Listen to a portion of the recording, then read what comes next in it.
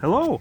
Well, everyone was always asking for how to buy an EXP video, and I made a bunch of those, but they were all split up into sections. But now that I have a better phone with better storage space, and I have a wide variety of Escorts now, I can actually make a decent whole video on, well, just Escorts. So we're going to do that.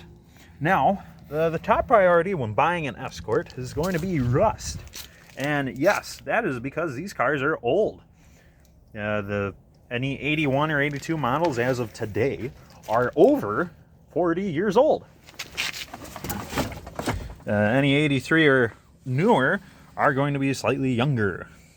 But yes, this is what you're up against. You're up against rotted out floors. But not just that. You are up against rotted rockers. You are up against rotted doors. And not just that, you're up against rotted tailgates. This one, however, is quite nice. It's the only part of the car that don't have rust. But what you're also up against are holes in the wheel wells. These are what they call the strut tower rot outs. So you can see the strut towers have holes. And on some Escorts, you'll see that some of them have been patched. And usually when they're patched, they're done quite shoddy. We'll walk on over to an Escort that's like that. So I'm going to pause, and then we'll do that real quick. And this is an Escort whose wheel wells or strut towers have supposedly been repaired. You can see this one's rusting still. This side might not have been repaired, but when we look at the other side, you can see that one has. It's had very poor welds of sheet metal just welded in place of the holes, and then no one ever went and primed any of that or sealed any of that, so it's just rusting away. So you gotta be wary of that. There's a lot of terribly cheap repairs like that, and affordable is fine, but when you're going to skip all the important steps that prevent you from having to do the repairs again, you're really wasting your time. Now, when you see these, this doesn't automatically mean the car is junk. But when you see these and there's less metal there than there has to be there for the rear suspension to work, then you got issues. Now, a lot of people say you got to check all the strut towers. The front ones usually don't have any issues. We'll walk on over to the front, and they usually don't have any issues because they actually do have these fender liner inserts. So these plastic inserts go inside the fenders, the front fenders. They don't have any in the rears, and that's part of the issue. When we look up front here, you can see this one's actually covered in oil. They'll never rust. This one has a little bit of oil on it, but again, these hardly ever rust. You can see that's just trying to flake down there. There might be a bad weld or two, but that's not too bad. You won't see them much worse than that. In all honesty, they don't get much worse than that. But rust all around the car is, always concerned about that. Just because they're old. If you're looking at something that's well over 30 years old, there's more than likely going to be some rust somewhere. I mean, you could be totally lucky like I am and pick up an 81 Escort that's absolutely rust-free. I will show you that, by the way, in a little bit. But usually you get something that's somewhere between that and this, where there's some brown here and there. The worst case scenario, you actually have holes. Holes are hard to conquer because there's not just the holes themselves that need plugging. All the metal around it is going to be significantly thinner than it really needs to be. But paint, since we're on the topic of exterior, paint is going to be a big thing. When you see the car and it's got dirt and moss buildup, one way you can tell the paint is still good, look at your finger. Wipe it off. It should still be A, colorful, like this here. You can see it still has color to it.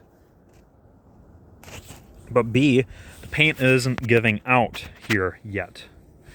When we look at an actual clean spot that I didn't look with my finger, it actually looks very nice. When we look at bad spots, only like my finger again. Bad spots are going to be a little bit more like this. It's hard to capture on camera, but as the sun eats at the paint, it changes color. There we go. We can see a little bit better now. See how the color of the car should be gold like this, but over here it's more silver. When the sun eats at the paint, it'll eat at the color first, and then it'll just leave the metallic, assuming you have a metallic paint. If you don't have metallic paint, it's just going to eat straight through the primer. I can show you that a little later too. But good paint usually stays as good paint, but when it starts to decay, you'll see a few different things. If it was a cheap repaint, you might see some bubble. If it's a factory paint, what you'll often see, primarily on the roof and the hood, is not just discoloration. Like I said, you know, this was a gold car and you can see gray spots because that this car is metallic. The undercoat is gray. The cars that have no metallic, they're just single stage. So if it's just plain red, once the sun eats through the red, all that's left is primer. So underneath this gold, what I'm going to say is tint, is actually metal base. But as the sun starts eating away at it, it can do a few things. Sometimes it'll only change the color and leave you with nothing but the metal flake that's underneath. Sometimes it'll actually ruin what I call the clear coat. It'll actually fracture the paint. And it's really hard to see from afar, but after you wash the car, oh, you will see the problems. The paint will actually fracture. Like I said, it'll start spider webbing real microscopically, and it's very hard to tell. I don't have any on this car, but the camera doesn't even pick it up. When you get up close to it, it looks like someone had put a million little micro scratches, and they're all always gray or white, and that is the paint just failing because the sun just chews right through it. But how do you tell if your car's been repainted? There's a few signs. On Escorts and EXPs, it's usually real easy. Just open up the doors, look at the jams. Jams will tell you everything, especially if you remove the door gaskets. You'll see underneath the door gaskets, usually the original color. When most people repaint Escorts, they always go for the cheapest repaints possible. So they'll often either just mask the door jams, or they'll mask the gasket, or use the old gasket as a kind of masking tape. And they'll just cover up the opening. And then they remove that door gasket, replace it with new gasket, and voila! It looks like your car has been repainted. So if you remove that kind of stuff, you'll see it. Another big sign is when you open up the hood and you see stripes of paint on this plastic hood panel. What do I mean by stripes? Well, when this hood is down, you can see through these louvers that black plastic piece. This black plastic piece has multiple stripes of the color your body is. At least your hood has been repainted, and quite poorly. When people repaint these, they have a tendency of not masking the bottom side of these louvers, so they just spray right on top of everything that's down in here. So you could also have a lot of spray marks on your washer fluid reservoir if you have an 84 on up. So one thing you keep in mind, you can also see overspray on things like the antenna, the antenna base, the wiper squirters, the wiper shafts. You'll see them around the base of the mirror. You'll see them on the chrome trim. You'll see them on the bumpers, the rubber bumpers. You'll see them everywhere. But as far as paint goes, it's pretty much everything you need to look for. If it's been repainted, it's not a serious problem for whether you're going to buy it or not. What it could be a serious problem for is what lies underneath it. If you're familiar with my Blue 82 EXP, the rear end, rear driver quarter had damage like this. someone had T-boned it real bad. So bad that it bounced into some car on the passenger side, buckled that quarter in a little bit. But they had drilled a whole bunch of holes in the fender. They tried pulling it out best they could, and then they just lathered the rest of it in Bondo. So one day the paint started cracking like this, and it got caught in the rain a few times. So rust stains would actually flow out of it like this here. That's what I call a rust stain. It's from the rust in the water that comes out of these cracks and flows down the paint. It will stain the paint that orangish brown. That's your sign you have something wrong. So I saw that, grounded through it, found out there was 3/4 of an inch of Bondo just in that rear quarter panel, hiding up a massive dent like this. So I ground that all out. I had to completely sand all the metal because it was all rusty, of course. Once it was raw metal, we pulled it out into a rough shape it needed to be, and then pulled it more finely, hammered it in some places, reinforced the backside with fiberglass to help it prevent it from doing the pop can thing. If you're not familiar, it's like on these red roofs here, you push down on it, it does kind of the oil can thing, as you see Coco walking on it.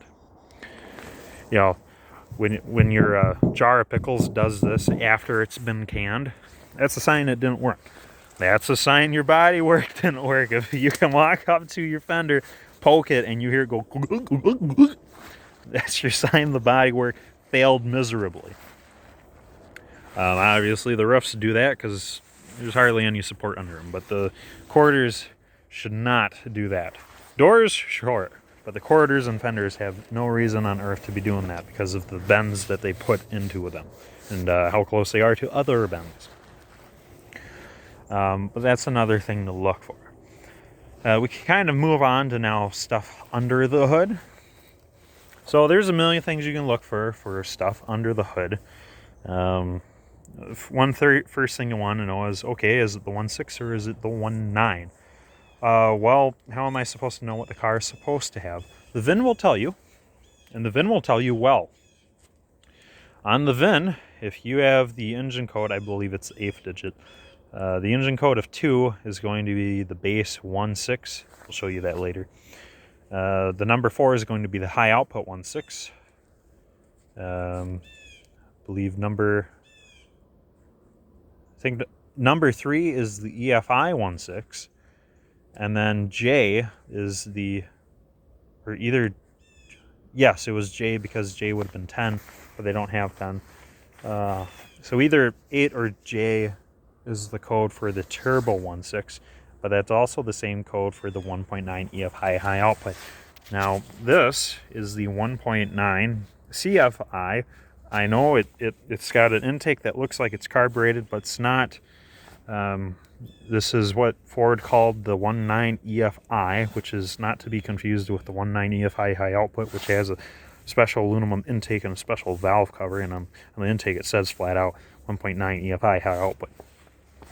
Very handy. With the 1.9 carb, it's got a similar intake to this. It's actually identical to the 1.6, and we'll go over that soon. The 1.6 turbo, it looks like a turbo model. And the 1.6 EFI, it looks like the 1.6 turbo without the turbo. I know all that sounds terribly generic and half, well, duh. But sadly, that is how it is. If you have a EFI car that's been turbocharged with factory parts, you wouldn't really know if it was an EFI or turbo unless you looked at the VIN. And a few other telltales around here, but that's more specific than the video needs to be. But how do you know if you have a 1.9 or 1.6? Well, after you've determined whether your car is supposed to have a 1.9 or 1.6, all cars from 81 to 85 should be 1.6. All cars from 86 to 90 should be 1.9. The ones that are 86 to 90 will have this kind of front end, at least for Escorts, where they have a plastic grill piece here. It's not chrome, and the turn signals and headlights are separate pieces, just like the Ranger.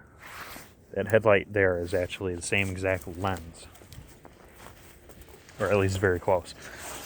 Anyhow, Those that have the 1.9s, you should be able to tell it's a 1.9. Now it's very hard to do with the exhaust manifold on, because the difference between the 1.9 and the 1.6 is just about 1/4 of an inch of deck height difference. That's actually the difference between the 1.9 and the 1.6.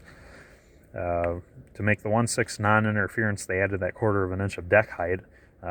They also bored it and stroked it. That turned it into a 1.9. And should the timing belt ever break, the valves will never touch the piston. That's the beauty of all the 1.9s, unless you have some sort of wacky custom cam in there. That's just the way it is. 1.6s, those are a little bit more delicate. But anyhow, how you can tell the power out of 1.9 is a few different things. 1.9s will all have this type of plastic timing belt cover. We'll look at a 1.6 in a little bit. The 1.9s often have a valve cover like this. All the 1.9 valve covers have a ratcheting oil cap like this, while all the 1.6 ones have the cap over here, and it's just I believe a 90-degree turn, and it pops right out. That's it. But underneath the exhaust manifold, the 1.6 has it casted onto the side of the block. 1.6, the 1.9 does not. Next telltale. This is going to be the biggie, folks. This will tell you all you need to know if you have a 1.6 or a 1.9. Oil pan. Why is that? Well, when they changed the blocks, they had changed the oil pan bolt pattern. So the aluminum oil pan and the steel oil pan, should point out the 1.6s all only ever had steel oil pans. The 1.9s all only ever had aluminum ones. But the difference in the bolt pattern is such that you can't interchange them without drilling holes into the block and tapping them and then filling them with sealant. So you can't easily interchange them. It's a lot of labor to do it, so no one ever does it. That is going to be the main thing. But there's a lot of differences between the EFI, the CFI, and the carb models, and et cetera, et cetera, et cetera. There's so many tiers of CVHs. I just can't go through all of them with you guys. It would just take forever. But those are a few things to look for. What do you want to look for mechanically? Ergo, is there some sort of issue with the car? Well, there's a few things to keep in mind. The valve covers all have a tendency of leaking, and it should specify it's mostly a 1.6 thing because of where they put the oil cap, and the oil cap is only a bayonet style. The seal gets hard, it dries up, gets hard, and when it gets hard, it shrinks, and when it shrinks, it gets hard. So those oil caps stop sealing, and they have a tendency of leaking. So on the 1.6s, you'll see the valve covers all wet everywhere. I'm just going to point out a couple more things, and we'll move on over to our 1.6 engines. But what you'll also want to look for are cylinder head leaks. Those are going to be critical. With these engines, they often overheat, and there's a few reasons why. The thermostat is set a little too high, the fan switch is set a little too high. All that's for emissions. And the cylinder head is aluminum, and the block is iron. So between the two, the aluminum head being softer has a tendency of warping. What do I mean by warping? I mean there's a lot of heat between cylinders 2 and 3. So because of that, the aluminum kind of swells and contracts, and eventually it does have a tendency of leaking at the gasket right between those two cylinders. Now the head gasket can fail in a million different ways, and sometimes, yes, your head can crack, but that's not too common on these 80s engines. 91 on up, terrible issue, or I should say terrible potential issue. For these 80s engines, they don't really have such issues. It's more of just a head gasket issue from warping. Whenever the head gasket fails, it's always because something is wrong with the head or the block deck mating surface. But if you see oil leaking out of the back side of the head, that is because the head is warped, again, between number 2 and 3 cylinders. But in the back, is where the oil feed is. So when the head warps, that oil feed has a tendency of weeping out to the outside of the engine. So it'll make a big wet mess over the intake back there. Now, if your intake manifold is wet, but it's not, say, black with oil, you can see this one's black with oil. For reasons unknown, I have to look into that. It's probably just from the distributor O-ring going bad. But when the intake manifold is wet and it's not oil, it's from coolant. So depending on which intake manifold you have, there will be at least one coolant passage. On these 1.9 CFIs, there's a coolant passage on the far right as you're looking at the engine. On all the other ones, there's only a single coolant passage in the center, and should that weep or leak, you'll have coolant dripping out of the center or pooling in the cup of the intake manifold. We'll move over there so you can see that next. Or it'll leak into the intake, and it'll seem like you have a head gasket issue because a little bit of coolant is weeping into the intake where your engine is then sucking it and burning it. So there's that. But a few other things is, these are all old enough. Seals do go bad. Gaskets go bad. I mean, head gaskets go bad just from sitting. Any car that's over 20 years old, I'm seeing more and more head gasket failures with them. Same with motorcycles. Any bike that's over 30 years old, it leaves my shop in perfect running condition. And a lot of them have a tendency of coming back because they're running stronger than ever. They're making more power than ever. And because of all that, they're driving further distances. They're going through more heat cycles. Head gaskets are failing because coolant eats away at them over time. Same issue with these.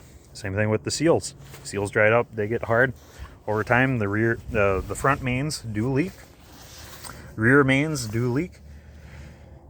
Like I said, the distributor O-ring does leak.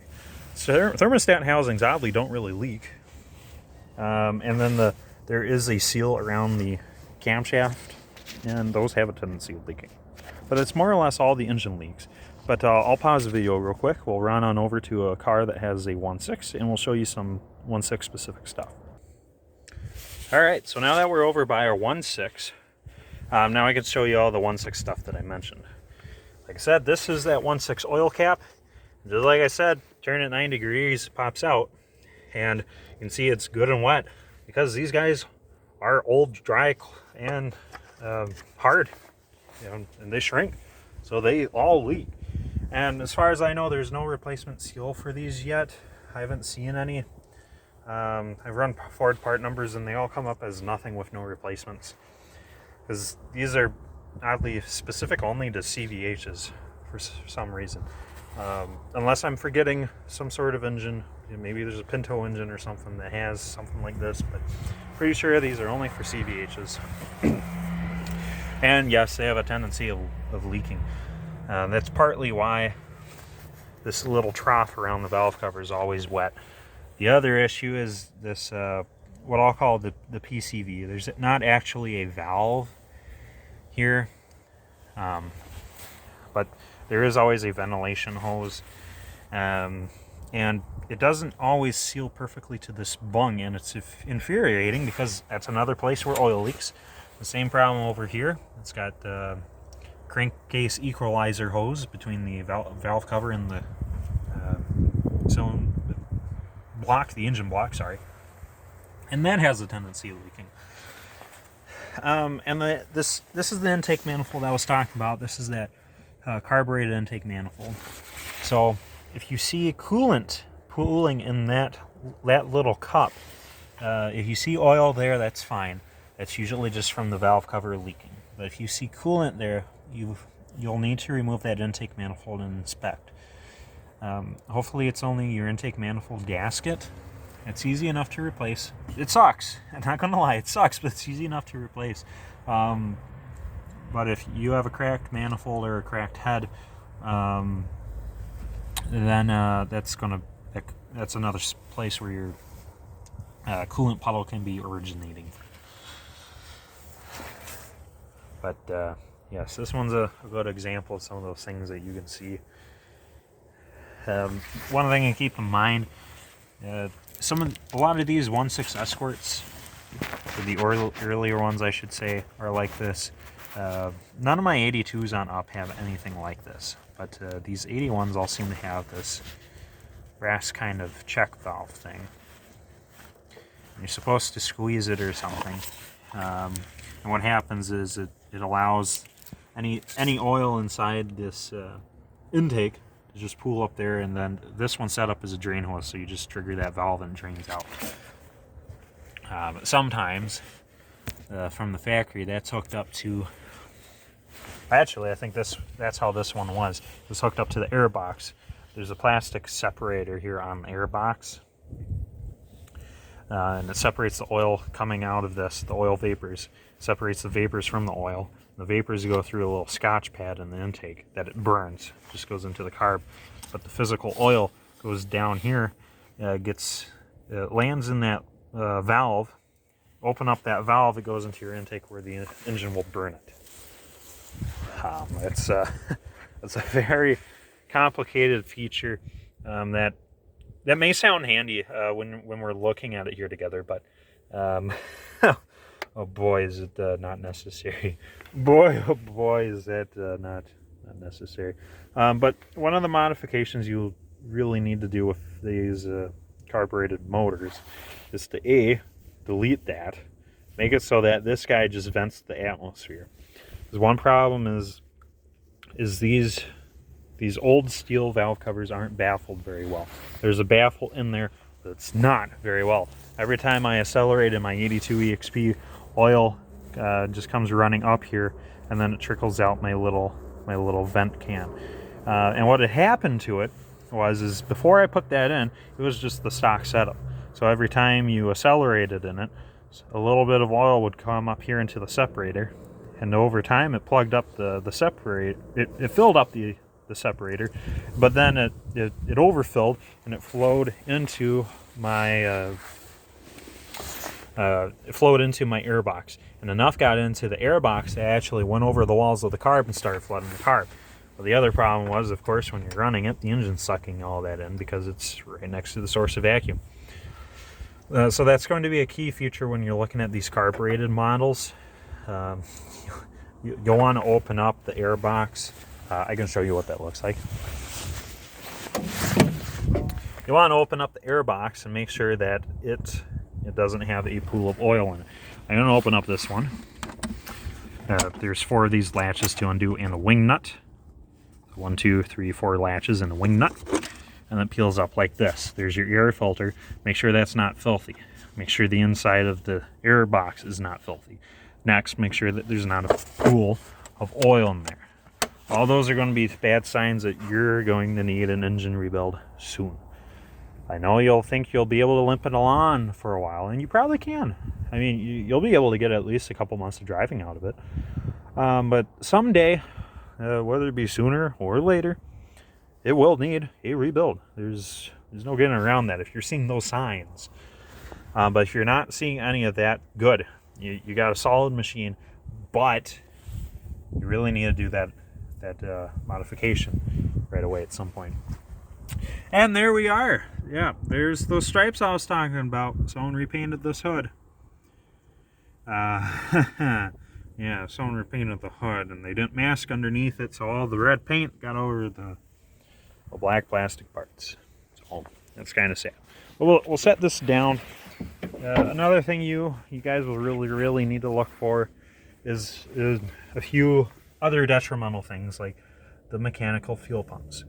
Now, should you buy one of these carbs that has a mechanical fuel pump, get rid of that ASAP. The problem with mechanical fuel pumps, you can see this one looks like it's new because it's still nice and gold. But over time, the fuel eats away at the diaphragm in there, and then the diaphragm weeps. Now, in theory, there is a drain hole inside these guys, inside the housing, so that should the diaphragm fail, fuel will weep out of that before it goes into the cylinder head. But should that be plugged for any reason, you could be plugged with varnish, it could be plugged with carboned up oil. It could be clogged up with dust mites or dirt mites, whatever they're called. They're weird bugs that they'll fill up any open hose with dirt.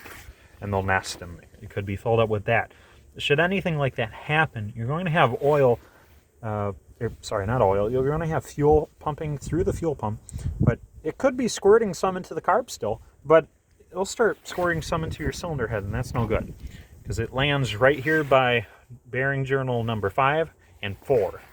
And 3, 2, 1 are further from the oil, or sorry, further from the fuel pump, but if it weeps in enough fuel, I'll make it down into the pickup tube, down at the bottom of the sump, and I'll just distribute the gasoline through all the oil passageways, and that's a bad way to burn up some bearings and valves and lifters, everything. So it'll ruin things real fast. So lock up an engine like you won't believe. But luckily I haven't really seen that on these yet. It's very possible. I see that on a lot of V8s and straight 6s, where the fuel pump is closer to where the fuel pump is actually part of the block. That's a serious issue. But convert that to electric if it's good. Make sure that's good. If you have any doubts of that sucker being bad, you replace that crap ASAP. And if it's been leaking on one you're looking at, again, be prepared to rebuild the engine. Another cause of engine rebuild would be this rubber hose here. If you were paying attention, I mentioned it earlier. This equalizes the crankcase pressure between, yes, the crankcase within the block, but also the enclosed air within this valve cover gasket. Now, the cylinder head has a number of drain holes for the oil. That's fine. That's a good place for the crankcase pressure to go in and out of. However, over time, these usually don't have the greatest of oil. Usually don't have the greatest of oil changes. So, hey, when I open this up, you'll see that it's actually fairly clean in there. Not all these will be like that. When it's good and black in there, I can almost promise you that this guy is carboned up with that same black, dirty oil. As oil breaks down and it turns pretty much into carbon, especially if there's some sort of blow-by or any exhaust entering that oil, it'll carbon up. And it will plug this, and it will also plug all your oil drains. Not fully, but partially. But it will plug this sucker shut first. And then what happens is all that blow-by and crankcase pressures will actually blow out your main crankshaft seals. And you'll have no idea. You'll just park it.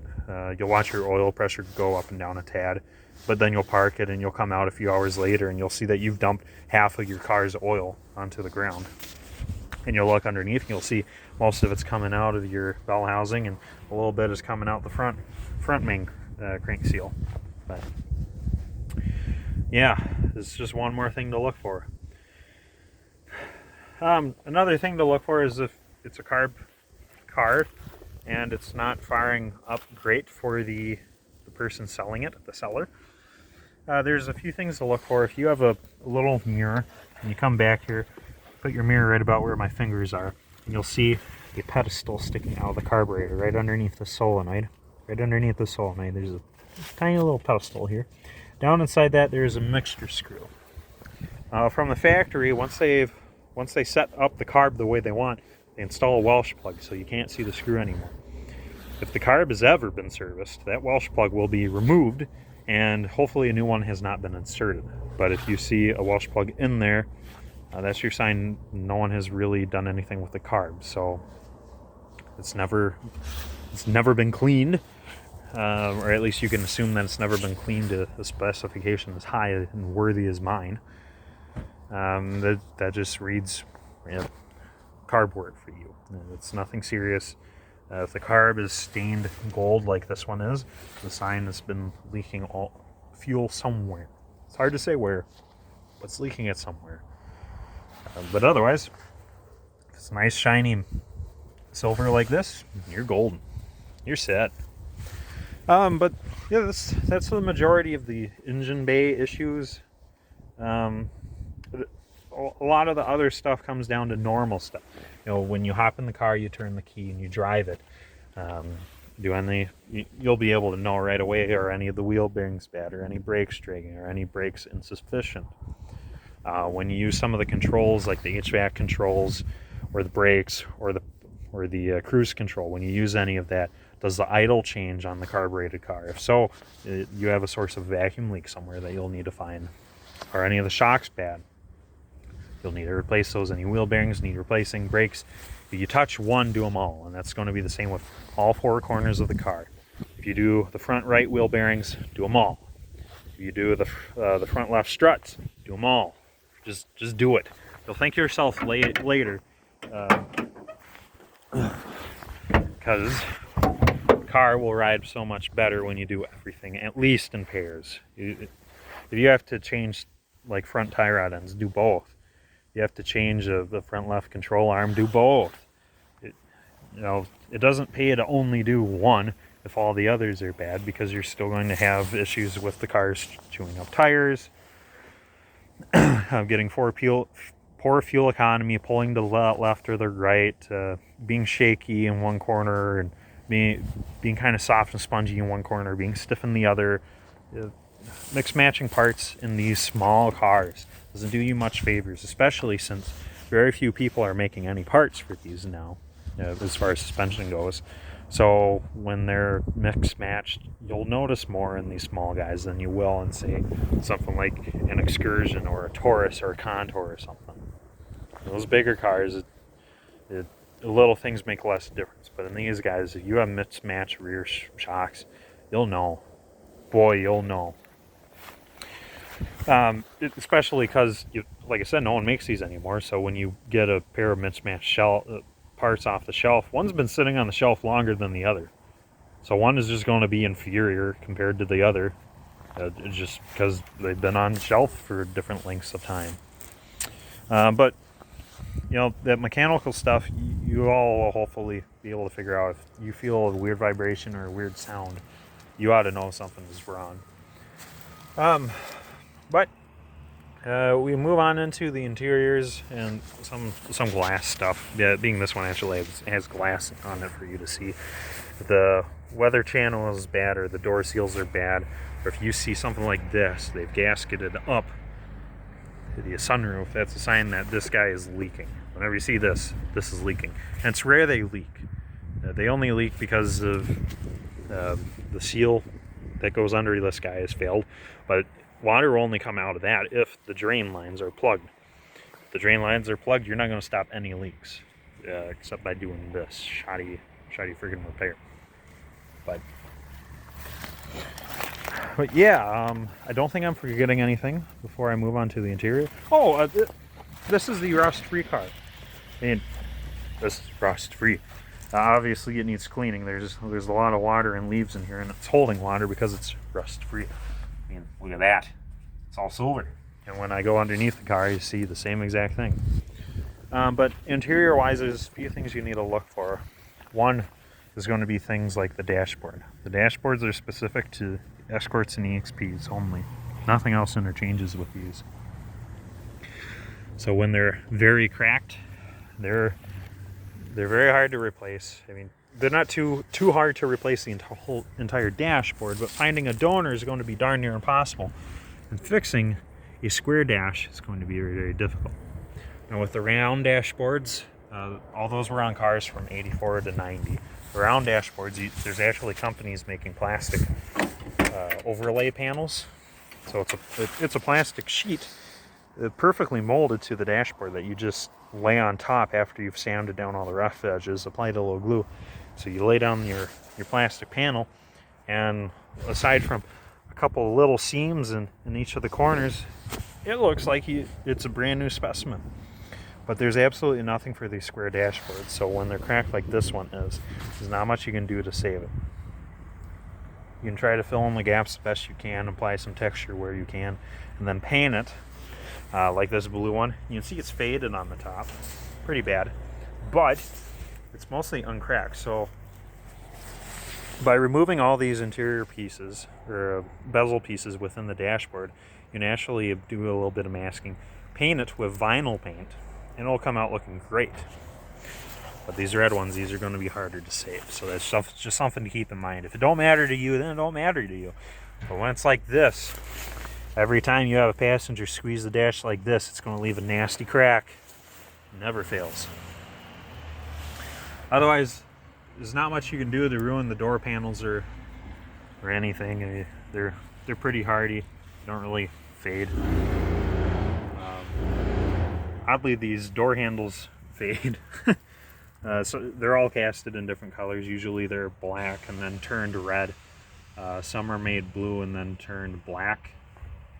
It's kind of odd, a lot of that stuff. But the rest of the interior, yeah, you'll want to roll up the carpet to inspect the floors. If you want to look at the floors, that's what you'll want to do. The seats themselves, if the seats are shot, there are replacements available. The ones that fit in Mustangs are actually almost perfect to these. The only issue is you won't get them in the perfect texture you want. They're the same pattern. The Mustang ones are the same pattern. It's just they have different material types and different material colors. Like you can see this one's a striped. You won't see a Mustang one like this. Most of them are monotone or have some sort of cowboyish thing going on to them. These, you can see, they're more tweed. There are some Mustang ones similar to these guys, but nothing snots on. But close enough is close enough for you, then you're set. Chariot rails is something you want to look over. They have a tendency of rotting. Here you can see someone to cut them, but usually those toes are what rot. Otherwise, headliners are very prone to sagging. Don't let that deter you. In these wagons, they actually have a good tendency of holding up well. So when you see them tear like this in a wagon, that's your sign that there's a sunroof issue, assuming there's a sunroof. Now, your sunroof components shouldn't be broken. They're plastic, things like this. And how you activate is you pull that center tab, and then once you do that, you pull that out. Now you can pop up your window. When you pop it up, you'll see two little plastic tabs per side. You squeeze those with 2 fingers, and then the whole sunroof assembly will pop out, and you can put it in the rear of the car. Now, if your gauges don't work, it's not too big of a deal. There's a lot of people parting these guys out on eBay, and a lot of people with new old stock parts, actually. So these gauges are fairly common to run across. The ones that have dual dials are not compatible with the ones that only have a speedo, just so you know. The bezels around them, totally compatible. All the dashboard inserts, totally compatible. Steering wheels are mostly compatible. And most of the steering wheels are actually the same as the Fox bodies. You know, the Fairmonts have this exact wheel. And the Escorts and EXPs that don't have cruise control are the same ones as Mustangs, and then the later ones are the same as Tempos and Tauruses.